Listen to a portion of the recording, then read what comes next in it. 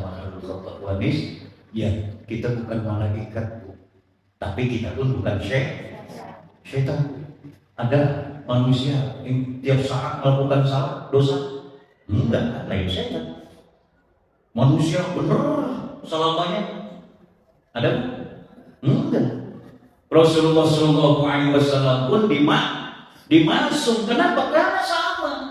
Rasulullah dengan kita itu adalah sebagai manusia. Cuma kalau Rasulullah salah langsung ditegur. Karena baginda Rasulullah langsung ditegur. Itu yang dikatakan dimaksud, dijaga, dipelihara oleh Allah Subhanahu wa Ta'ala. Sementara ibu dimaksudkan.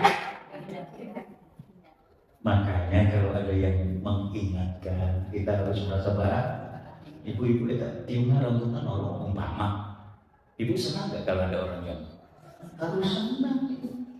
Iya, sebab salah satu aurat itu kan, ya, jangan sampai ya aib kita terlihat oleh orang yang nggak memang pantas melihat kita. Ada, tolong kiki, alhamdulillah, ulah foto-foto. Ya, rumah aib tahu. Ya Bu ya, maka oleh karena itu tubuh ilallahi taubatan nasuha. Taubatnya harus sebenar-benarnya.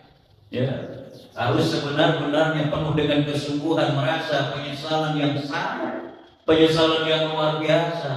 Ya, bukan seperti monggo kita satu ada.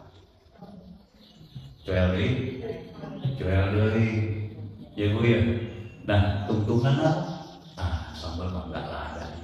Jadi kalau orang sudah biasa melakukan dosa, dia tidak menganggap itu dosa. Coba kalau ada orang yang sudah biasa berbohong, Bu, gede wadul, ya. Tapi kalau dia lakukan sesering itu, nanti orang itu sudah tidak lagi menganggap bahwa bohong itu adalah merupakan dosa. Kenapa? Karena sudah jadi pakaiannya, ya, sudah jadi pakaiannya. Makanya al-kadzabu la yusaddaqu wa yusaddaqu. Tukang bohong mah moal dipercaya sanajan bari bohong itu. Ya, kenapa? Karena setiap ucapannya itu adalah bohong. Siapa yang mau percaya? Kan begitu. Enggak ada orang yang mau percaya kita karena kebiasaan perilaku kita itu tidak lepas daripada dusta dan bohong. Tuntunan batur berigelar situ kan bohong. Nah, jadi tubuh ilallahi taubatan nasuha. Kembalilah kepada Allah, kembalilah kepada syariat Allah, ketentuan-ketentuan Allah. Jangan kembali kepada selain daripada Allah Subhanahu wa Ta'ala. Manusia memang tidak ada yang bersih, tapi manusia dituntut untuk menjadi hamba Allah yang terhormat. Ya, mudah-mudahan Allah mengampuni kesalahan kita. Mudah-mudahan Allah mengampuni dosa yang sudah kita lakukan. Kadang-kadang dosa itu muncul dari bibir. Benar? Kemana? Muncul dari bibir, menghina, mencaci, menghasut, memfitnah. Eta tina ieu wungkul teh. Ya. Dari mata bagaimana? Sama. Ya. Dari mulut, dari mata, dari ini. Jadi jangan sampai apa yang ada pada diri kita itu justru bisa ya memunculkan dosa dan kesalahan. Tangan nyepret batu, nyintret batu, sampean ayok batu dan lain sebagainya. Dulu kalau nggak salah saya pernah menceritakan tentang kisah Hamzah, tukang cai yang memakan apel di sungai. Pernah nggak? Kayak ibu-ibu ini deh, entah gitu. Jatuhnya. Nah, kita cerita dulu ya sebentar. Nah, ada anak muda yang namanya Hamzah. Hamzah ini adalah si tukang air. Setiap hari pekerjaannya itu adalah mengambil air untuk dia jual. Tapi beda air zaman Hamzah dengan air zaman orang. Ya, zaman Hamzah mah ngambang teh apel tuh. Zaman orang. Ya, nah pada suatu saat Ketika Hamzah hendak mengambil air, ada apel lewat. Apel lewat, ya, wah, tergoda, langsung diambil dan dimakan. Tapi baru satu gigitan, nih, baru satu gigitan saja Hamzah keburu sadar, ya, keburu eling, saya telah memakan yang bukan hak saya.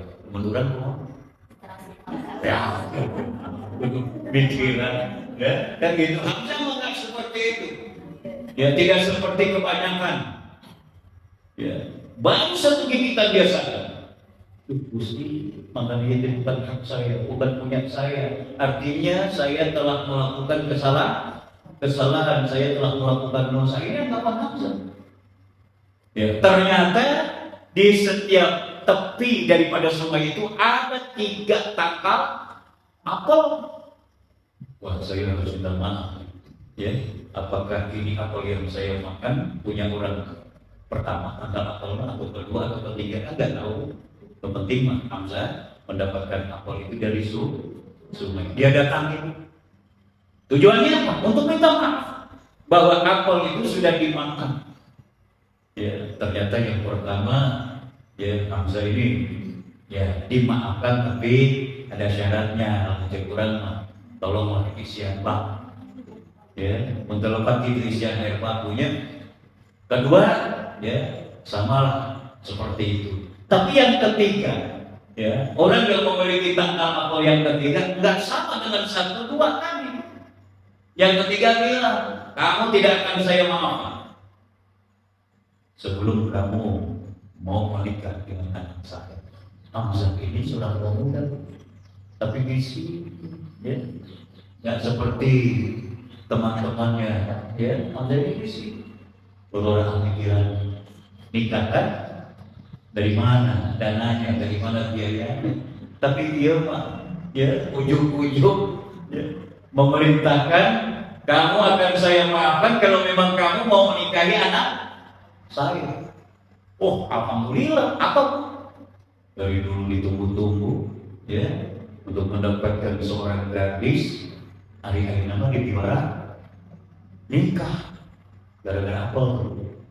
Nah, Hamzah ini merasa senang, tapi orang tua itu melanjutkan, ketahuilah, anak saya itu adalah lolong. Anak saya tidak dengan anak saya bisu, anak saya pijat. Sekali beliau menikah, tapi ternyata, ya, calon istri yang tadi dia nikahi itu lihat itu kondisinya. Kemana gitu letoh yang tahu tarik-tarian itu karena kan gitu punya kemaribu tambah anggapan Hamzah, ya Bu ya. Yang kemudian bagaimana pada saat, ya, Hamzah berbincang-bincang dengan orang tua itu tadi, tiba-tiba datang gadis cantik dan jelita, ya, luar biasa, sambil membawa air yang kemudian disimpan di meja. Cek Hamzah tak menunggu, menolak yang tulis, ya, dan lain sebagainya, menolak hari itu. Cek Hamzah, ada mau dicepakin tadi ke orang tua itu, ya, menikah cida. Tetapi ternyata orang tua itu mengatakan, Hamzah, kita bilang bahwasanya itu anak saya yang tidak saya nikahkan sama kamu. Loh, tadi bapak bilang anak bapak buta. Tadi bapak bilang anak bapak hijau. Tadi bapak bilang apa? Iya, anak saya. Kenapa saya katakan buta? Dia belum pernah melihat manusia. Anak saya katakan apa punya, ya, dia tidak pernah mendengarkan kata-kata atau ucapan manusia. Kenapa anak saya katakan bisu? Dia tidak pernah berkata-kata manusia. Kenapa tadi bapak katakan bahwa anak bapak itu bijak? Dia tidak pernah melangkahkan kakinya menuju tempat-tempat manusia. Tuh, karena Hamzah adalah orang yang jujur, mau bertanggung jawab terhadap kesalahan yang sudah ia lakukan. Anggapan dia memakan buah apel itu adalah merupakan kesalahan besar. Makanya orang tua itu mengatakan, saya merasa beruntung sekali kamu punya menantu cucu. Benar, ya Bu ya. Masa tuh ibu kalau umpamanya ditakdirkan ya ada calon menantu jujur, benar, ya, meribukan namanya. Nah, ibu-ibu yang saya hormati, jadi itulah, ya. Makanya tidak boleh kita tumpuk-tumpuk dosa dan kesalahan. Yang kedua, syarat yang kedua, ya kalau umpamanya kita bercita-cita untuk menghapus daripada dosa dan kesalahan, adalah harus al-hasanah. Artinya apa? Setiap perbuatan-perbuatan salah, perbuatan-perbuatan dosa itu harus diikuti dengan amal-amal kebaikan. Ittaqillah haitsu ma kunta. Bertakwalah kalian kepada Allah di mana saja kalian berada. Wattabi'i sayyi'atal hasanah tamhuha.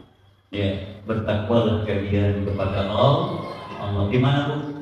Takwa itu bukan hanya di masjid, bukan hanya pada saat kita di madrasah, tapi takwa dimanapun kita berada. Makanya jangan disimpan di dalam lemari takwa itu. Ibu mau ke pasar bawa, ya, ibu mau ke mall canda, jangan disimpan di handapun bantah, ya Bu ya, canda. Supaya apa? Supaya sikap dan perilaku kita senantiasa menampakkan akhlakul karimah. Ya Bu ya, tutur bahasa lah, pampang namu. Tutur bahasa, nikmat, ya, mupingkeun eta lain syukur swanten saya. Tapi apa yang keluar dari mulutnya itu adalah benar-benar bermanfaat, bukan hanya bagi dirinya tapi bagi orang lain. Sebab apa? Sebab manusia yang bermanfaat itu adalah bermanfaat bagi orang lain. Khairun nas anfa'uhum linnas. Sebaik manusia adalah yang bermanfaat untuk orang lain. Ya punya. Jadi ittaqillah haitsu ma kunta. Bertakwalah kepada Allah di mana saja, kapan saja. Ya, tidak tersekat, ya, di mana saja. Kita harus melakukan kebaikan. Yang kemudian wattabi'i sayyi'atal hasanah, kita ikuti. Kalau kita merasa kita melakukan kesalahan, maka tutup dengan kebaikan. Tapi bukan dari lubang tutup lubang. Ya, ulah model tadi tobat sambal kan, bukan seperti itu. Tapi kita harus jaga, kita hapus. Jangan sampai dosa dan kesalahan kita itu menumpuk. Sebab kalau sudah menumpuk berat, ya, berat sekali. Lihat pada kaca kaki, kalau sudah lama tidak pernah kita lap-lap, kalau sudah lama tidak kita bersihkan, ya bakal seperti itu kan sulit. Maka oleh karena itu, ya wattabi'i sayyi'atal hasanah tamhuha, ikuti, disertai dengan amal-amal kebaikan, tamhuha, nanti bakal terhapus. Jadi mulai diukut, ya, dan rek taubat pakai, ya, akhirnya kan bulan lebih Ramadan lebih. Nah, yang kemudian kalau kita mau minta maaf kepada orang lain, Idul Fitri apa orang kira apa kali panggil, nggak ada yang amalkan. Ya udah sekarang aja, kenapa kok minta maaf sampai nunggu Idul Fitri, ya, jika orang kita umur Idul Fitri, ya. Maka oleh karena itu cepat segerakan untuk dihapus, ya, mulai ditumpuk. Yang kemudian, ya, yang ketiganya adalah sabar, ya, sabar untuk menghadapi musibah.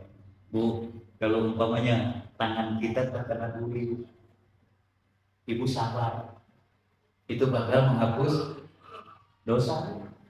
Ya, terkena duri saja itu bakal menghapus dosa. Kalau umpamanya ibu sakit lantas ibu sabar, ya, di dalam rangka menghadapi musibah, bakal jadi kifarat. Bakal jadi kifarat, menghapus dosa. Artinya dosa kita, kalau kita menerima musibah yang Allah sudah tentukan, itu nanti bakal meringankan dosa kita. dosa tadi menumpuk dia punya. Karena kita sabar, nah Gusti ya kira bisa gigi. Tuh, orang kan menganggap kira sakit gigi punya. Tuh, tapi luar biasa ibu sadar sakit gigi dia nali ke injung kararane. Naon kau ucap? Astagfirullah. Ya, innalillahi. Masya Allah tuh yang keluar adalah bahasa-bahasa tauhid itu bahasa kalimat thayyibah kan? Kenapa? Karena memang kita dilatihnya, ya lidah kita itu harus seperti itu. Jangan bahasa kebun binatang. Ya mau injuk deh. Namun, ari anjir jangan lagi sama itu. Tata kene nanti sepeda dipresetkeun punya anjir. Duh, meninggalnya istri. Astagfirullah. Jadi pada hakikatnya pada saat kita mendapat musibah itu Allah ingin melihat derajat kita. Derajat kita ini terhormat tidak? Ya, bahasa yang selalu keluar dari ucapan-ucapan itu apakah kalimat thayyibah atau kalimat tauhid atau bahasa-bahasa Arab? Ya, bahasa-bahasamu tidak pantas untuk diucapkan. Ya, nanti itu bakal jadi satu kifarat atau tidak yang mempermalukan terdamang yang seharusnya dia itu bersabar, ya mantep. Ya, dari dosa apa kamiran? Mau jadi kifarat. Ya, kalau bahasa kita sudah bermaksiat kepada Allah, ya, kalau pikiran kita sudah bermaksiat kepada Allah, bagaimana bakal memunculkan derajat yang terhormat pada diri kita? Makanya sabar harus jadi senjata dalam hidup kita. Kenapa? Sebab hidup ini tidak semulus apa yang kita duga.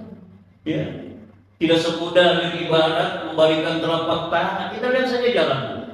Tidak selamanya jalan itu mulus. Kadang-kadang ada yang ada yang terjal, ada yang berlubang, ada yang dan lain sebagainya. Hidup kita pun sama. Ya, langkah kita menuju ke mana? Menuju kepada Allah Subhanahu wa Ta'ala. Kalau kurang sabar, ya, kalau kita nggak sabar bahwa hidup kita tidak pernah sepi daripada ujian dan cobaan, ya, maka kita banyakkan yang tidak sabar. Makanya as-sabru nisful iman. Sabar itu pada hakikatnya adalah merupakan sebagian daripada iman. Orang yang nggak sabar, imannya bisa dipertanyakan. Ya Bu ya, maka oleh karena itu sekali lagi jadikan sabar sebagai senjata ya untuk menghalau persoalan-persoalan yang bisa merugikan akidah dan iman kita, sehingga kita yang dicoba oleh Allah, yang diuji oleh Allah, apakah itu dengan sakit, apakah itu dengan kekurangan, ya Bu ya, tapi kita tetap melangkah penuh dengan keikhlasan, penuh mengharap ridho Allah Subhanahu wa Ta'ala, maka pastinya Allah bakal memberikan jalan keluar bagi kita. Wa may yattaqillaha yaj'al lahu makhraja. Solusi yang terbaik akan Allah berikan untuk kita. Bagi siapa?